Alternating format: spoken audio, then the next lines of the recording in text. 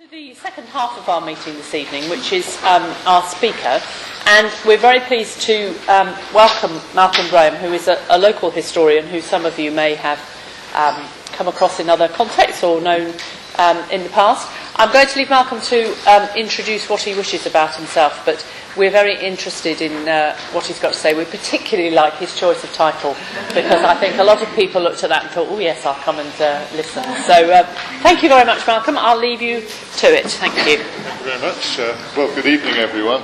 Having got you here, I don't talk about something completely different. But the Maggots to prosecco, I perhaps ought to explain, just to get that over with.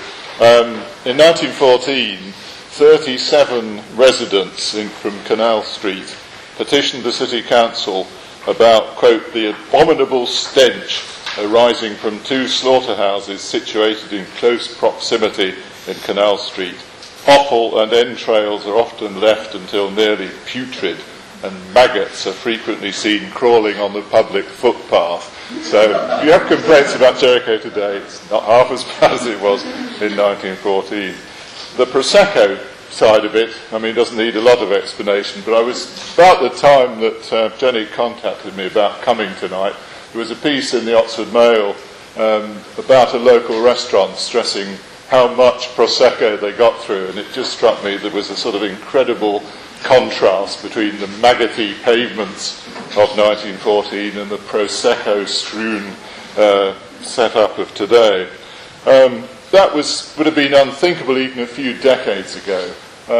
I first, I think, took a group round Jericho in about 1972 as a sort of callow youth, and a guy came out of one of the houses, not particularly happily, and he asked if I was bringing people round the slums, which is what he obviously thought the area was. And it's just incredible that it's changed so much in 40 years.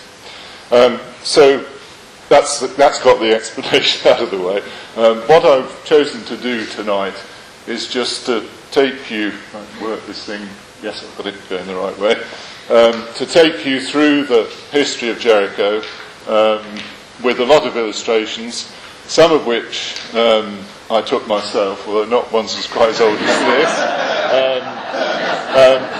My earliest photographs of Jericho were taken in 1971, and they now look incredibly historic, but they don't get you back to the 1860s. I should perhaps say that I've been assisted in my inquiries by the use of the new Picture Oxon website, which the County Council has started. And if you want to look at photographs of Jericho, there are now hundreds on this Picture Oxon site, including mine, which previously have been sort of accessible, but not directly accessible. What did you say, Picture Oxon? Picture Oxon. Oxon, yeah. Right, so we begin at the site where the name Jericho really originates. I can get my red thingy going. The Jericho House pub, rebuilt in the 1860s, probably on the site of the Wayside Inn, where Anthony Wood and a Mr. Stevens spent sixpence in 1668. And Anthony Wood, the historian and diarist, mentions Jericho then for the first time. The people in front of this pub are supposed to be Joseph Higgins and his family. Higgins ran the Jericho House for many years, and he also ran the brewery, which was conveniently situated on the other side of Jericho Street. And further down, you'll see one of Jericho's many pubs, then the Prince of Wales. So this is a sort of late 1860s photograph, probably, of a street that I'm sure very familiar to all of you. I want to take you back now to the 1790s, to the Richard Davis map of Oxford and Oxfordshire. This was a bit of cut and paste of a different sort. I literally had to scan two separate maps. He very inconveniently divides Jericho up. But you can see how little there was in the late 18th century. Worcester College down there, and then Walton Street going up to the site of, I guess, the Jericho House and other buildings right at the top there.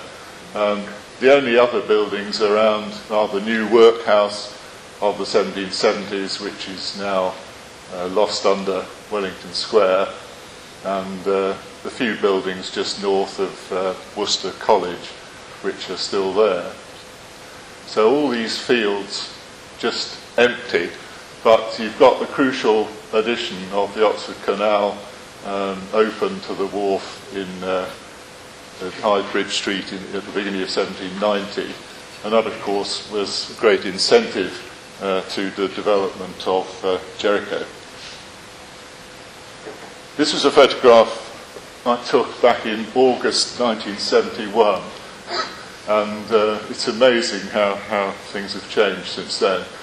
This, of course, is Lucy's Eagle Iron Works, and it was a very nicely placed and rather attractive narrow boat, just happened to be there, and the light was all right. So I was very enchanted by this view. But the presence of the canal encouraged William Carter, who founded the business that went on to become Lucy's, to move to this canal side premises in the 1820s, having started off in Somertown. And by the early 1820s there was a boat building dock and a few houses up at Walton Well. So you already had the sort of nucleus of development up at that end of Jericho. And then in 1825, the major change, the University Press buys a plot of land from a guy who was actually the rector of Great Torrington in Devon, a chap called the Reverend Peter Wellington Firth. I've forgotten quite how he happened to have land in Jericho, but it obviously didn't mean a lot to him, lost in the nice hillsides of West Devon. And he was quite happy to sell this land to the press for several £1,000s. And they built, over the next 4 years, this grandiose factory in what was still fields in the sort of northwest corner of Oxford. This is a view from 1832 showing the completed building, and still the sort of passage of flocks of sheep along Walton Street. Charming view. This was such a huge different scale from the operation tucked away in the Clarendon building, and it meant a sort of demand obviously for housing, and that helped to fuel the growth of Jericho. But one has to remember that at the time that Oxford was growing quite fast, and there was a lot of development going on in St Hebes and St Clement's and around Gloucester Green, and of course around Beaumont Street. So Jericho wasn't solely down to the press, I don't think. Now there were two significant owners of land in the Jericho area. The area to the south of the press belonged to St John's College, and so did the very north end of Jericho, but the area in the middle belonged to this guy Firth. St John's began to develop their land to the south in the mid-1820s as well, and they leased properties along Walton Street from sort of Worcester Place right through to today's Walton Crescent and beyond, beginning in 1825. And these very nice houses were built by 1826 on the front, on the sort of main street frontage. The colleges were obliged, of course, to consider long-term life. I mean, the rector of Great Torrington just wanted the money, but for St John's it was obviously, you know, they were in it for eternity, and they had to be cautious. And so you get the amazing fact that you, in about 100 yards from this Walton Street frontage to roughly where the Jewish synagogue is, took about 60 years to develop. So in about 5 minutes, you're covering something that took 60 years. which is quite amazing when you think of somewhere like the Great Western Park at Didcot, where masses of housing gets built in no time at all, really.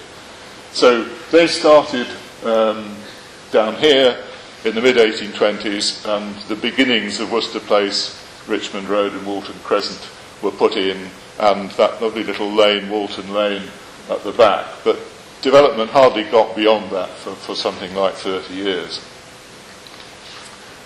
Meanwhile, Firth was laying out the land to the north of the press for development down onto the sort of soggy fields of Jericho.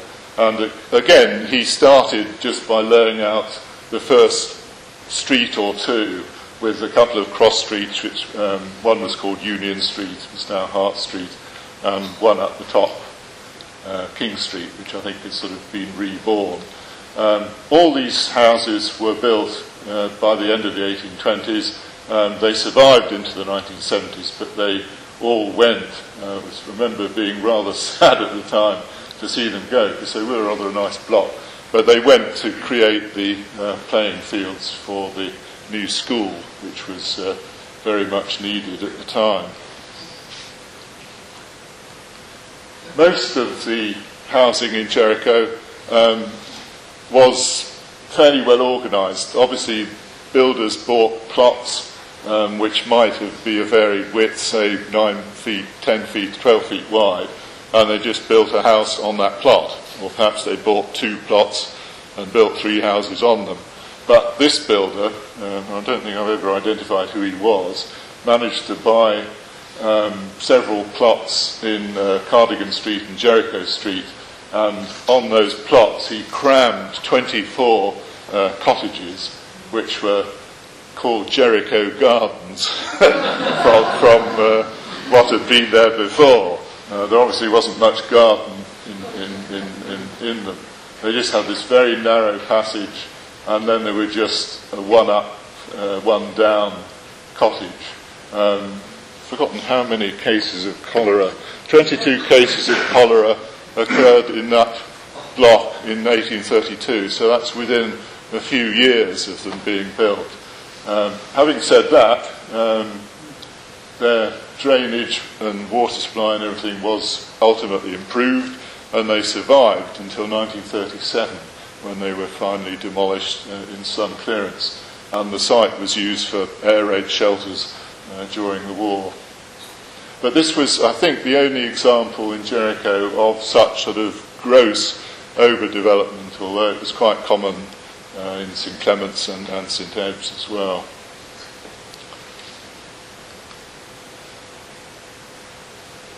Now this is down at the bottom of Waltham Crescent. There's a wonderful sort of junction with Albert Street and Nelson Street, and this was a picture I took in 1972 when you still had gas lamps in Oxford. Really lovely feature. And you also were having drainage work 100 years after the main drainage of Jericho was completed. The drains, the sewers were rebuilt, so in a way it was like going back 100 years. There were great holes, excavations all over the place. But this is a great picture because it shows this, where you are here is St John's land, and where you are there was the sort of bottom end of the First estate, which Henry Ward, the coal merchant, acquired from First, and he began to develop this property beyond the wall of St John's in the early 1840s. The Carpenter's Arms is one of the many lost pubs of Jericho. Albert Street was initially known as Ward's Fields, and it was a very unpleasant place to live. This is a map from Ormrod's Sanitary Condition of Oxford in 1848, and it's a fairly good example of the sort of Maggoty side of Jericho. You can see all the way down an open drain, which and beside the press all the way there, and then Ward's fields are here on the other side of the drain. So presumably they had to leap the drain to get home. There was no way out for these people through the St John's estate. They had to find their way back up to Clarendon and down here. This was like a sort of early cut-slow wall, in a way, the drain plus the wall. So, fortunately for the people of Jericho, all the ordure went into Worcester College garden. And so the chairman of the Oxford local board happened to be the provost of Worcester. So things moved fairly fast. And Jericho was drained in 1849, 1850, not into a sort of modern sewage system, but into the river further down and out of the way of both Worcester College and Jericho. So that did improve Jericho quite a bit, and it enabled Mr. Ward and his successors to develop the sort of rest of low-lying Jericho. Meanwhile, various facilities were being provided for Jericho people, not necessarily that they wanted them, but it was thought they ought to have them, like St Paul's Church, Oxford's only Greek revival church, built in 1836. Thomas Combe, again, as he would be with St Barnabas, was behind the building of this, building designed by H.J. Underwood. And I've shown this wonderful aerial photograph of OUP, which comes out of the Changing Faces of Jericho book, which I expect some of you at least will have seen. I put it here because of the school that used to sit at the back end of the press. This was the Greycoat Charity School. It was a charity set up by the university in 1708, and it was originally in the parish of St Peter in the east. In the early 19th century they moved it to St Aldate's, and then in about 1830 they moved to this huge barn-like stone building behind the press. And that building, huge as it is, you wouldn't have thought you could fit 350 boys into it, but that was what they tried to do. And it certainly housed 300. So they were crammed in there. And this was seen as a sort of model for the parish schools that were developing around Oxford. In fact, it was so successful that the parish schools ultimately took away its trade. And from 300 boys, it ended up with 20 by the time it closed in 1860.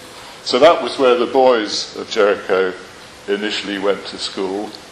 The girls went to this rather fine school in Walton Street. I photographed this in a time when I was naive enough to imagine I might actually be able to afford to buy it. But of course Somerville College got there a lot faster than I would have done, and I think they bought it in 72. But this was, consciously designed fairly near to St Paul's Church, St Paul's Girls and Infant School, designed by a man called Thomas Grimsley, who was a local St Giles sculptor and specialist in terracotta.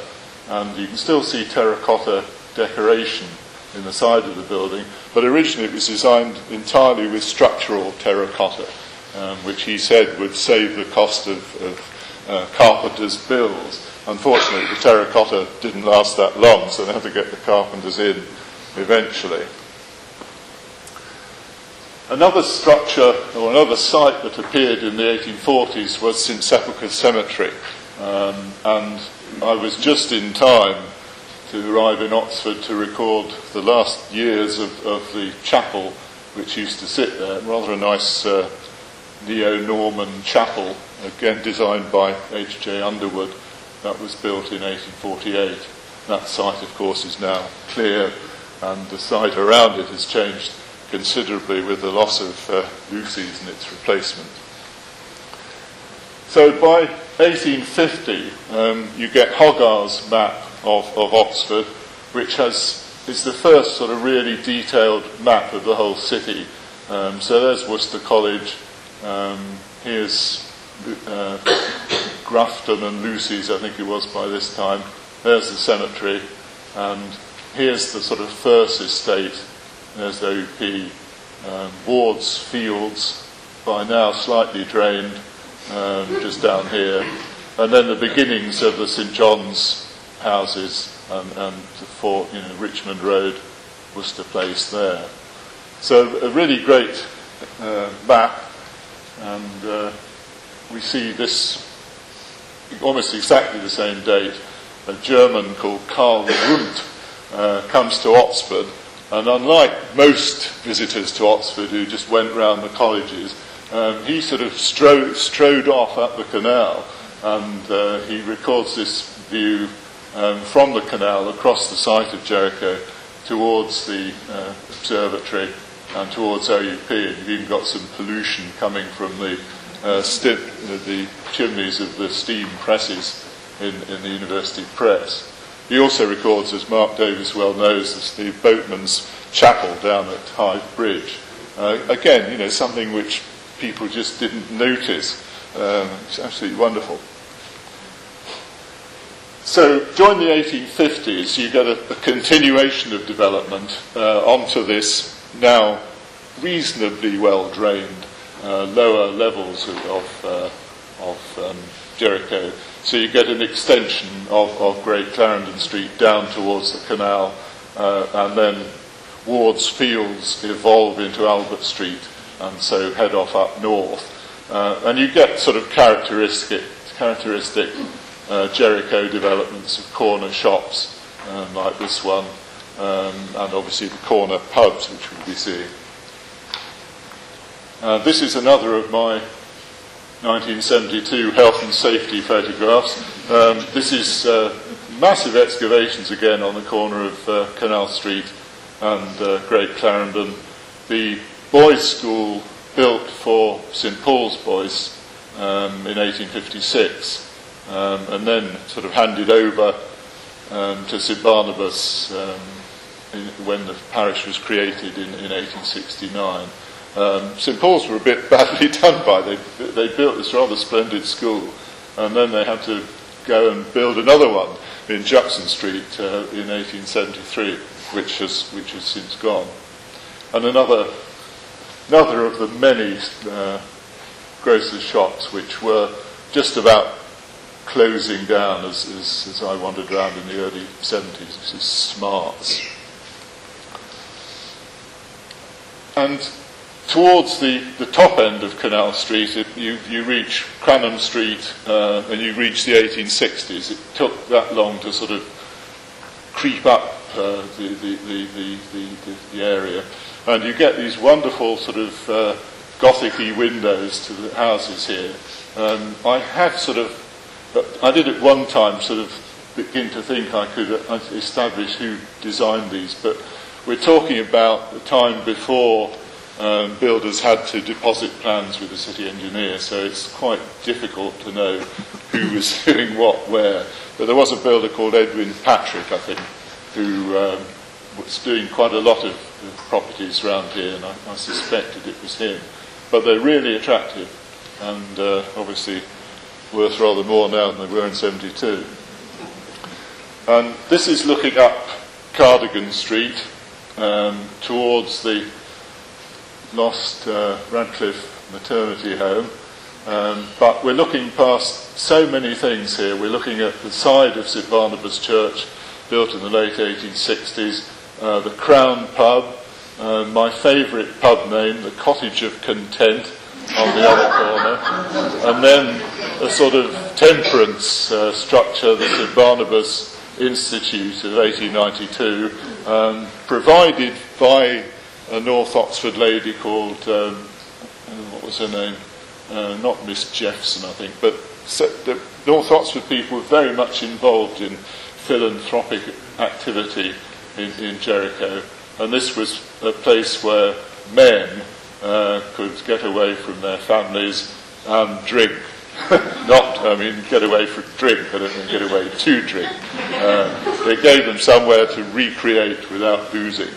And then further up the street, that tall roof line is St Barnabas Girls' School by the same architect as the church, Arthur Blomfield. A sad loss in the 70s. It survived until then. And here we have a photograph of St Barnabas Church, more or less the same view that you were looking at with the splendid new development around it.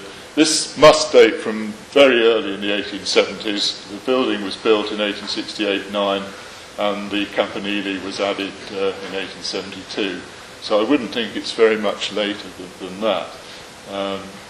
Fascinating building, and it gave me a huge pleasure to get to Venice many years after I originally saw it, and having told people for years it was sort of based on Torcello near Venice, to actually get to Torcello and see that it did look rather like St Barnabas Church. So, but a lovely church, founded by Thomas Combe, who said, he wanted 1,000 people to be accommodated for as little money as possible. So it was a very, very bargain basement building in many ways. All the decorations really inside, but wow, isn't it fantastic? So we get to the 1860s, and St John's, who've been sort of sitting on this close to the south of the AUP for all this time, are suddenly energised by the prospect of a carriage factory coming to Oxford. There was a sort of a great excitement in 1865, and the thought that the Great Western were going to build a carriage factory, ironically where the Roger Dudman Way flats now are. And St John's thought, wow, this may be bad for the university, but it's jolly good for us as local landowners. So they got their architect, William Wilkinson, to come up with a scheme for extending Walton Crescent, Richmond Road, towards the wall at the west end. And they also laid out Kingston Road in anticipation of all these artisans coming to Oxford. And of course the scheme was founded, and the carriage works went to Swindon. But some houses were built as a result, and I'm pretty sure they were designed by Wilkinson himself. Lovely houses with this polychromatic brickwork. Some of them have got stone and decorated brick, but charming buildings, and obviously worth a lot more than when cars like this were parked here. Is that the Morris 1100, is it? It may be. You're probably better on cars than I am. But yeah. So up at the top end of Jericho, again we move on to college land, and they set out the Jericho Gardens area for building in 1863, and so you get houses here with the Radcliffe Arms on the left and yet another corner shop, and properties built all the way up to Walton Street. On the left, halfway up, there was a wonderful building called the North Oxford Working Men's Club, which again was a sort of philanthropic way of getting the chaps out of pubs and into somewhere where they could sort of drink a cup of coffee and read a book or listen to an improving lecture such as this. But most of them preferred to be down at the Radcliffe Arms, I suspect. Juxon Street is very late. It's a sort of St John's got the gleam in their eye about developing this in the early 1870s, and they laid out sort of half the road and built terraced houses by 1873. But then they sort of waited for about 4 years before finishing off Juxon Street. This was taken in the early 70s, and this was obviously after an attempt to sort of turn them into 1960s houses, complete with sort of what I always used to call lavatory fencing. I don't know where I got that term from, but it was, instead of having decent railings, you just had this sort of timber fencing, which would probably decay within about 5 years.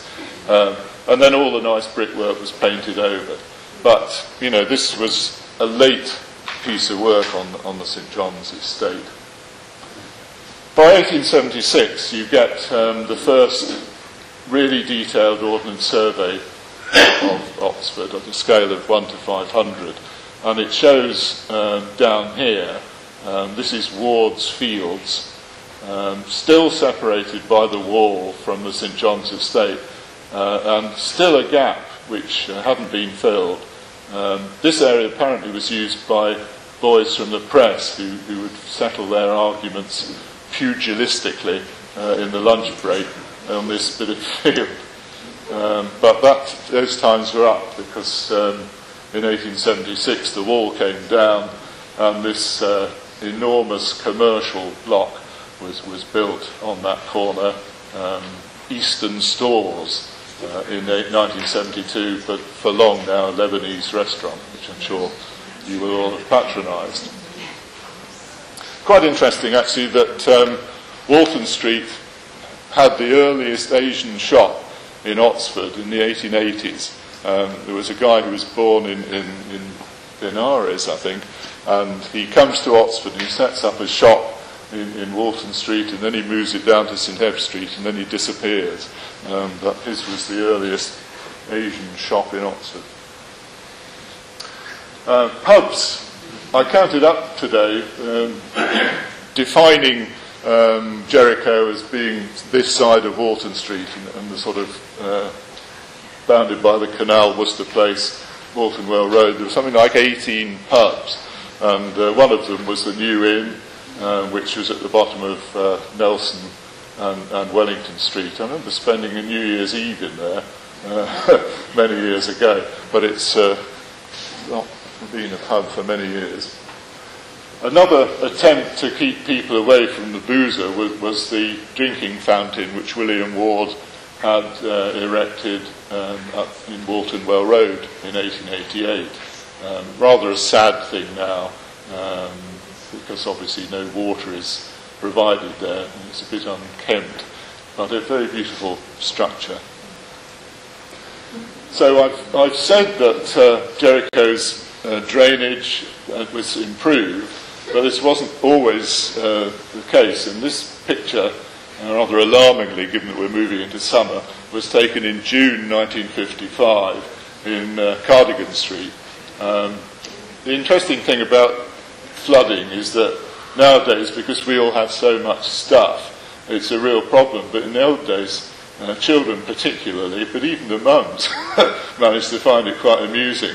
I mean, it was a bit different when all you had to do was carry a few tables and chairs upstairs. It's a bit different when you've got carpet and electronics and all the rest.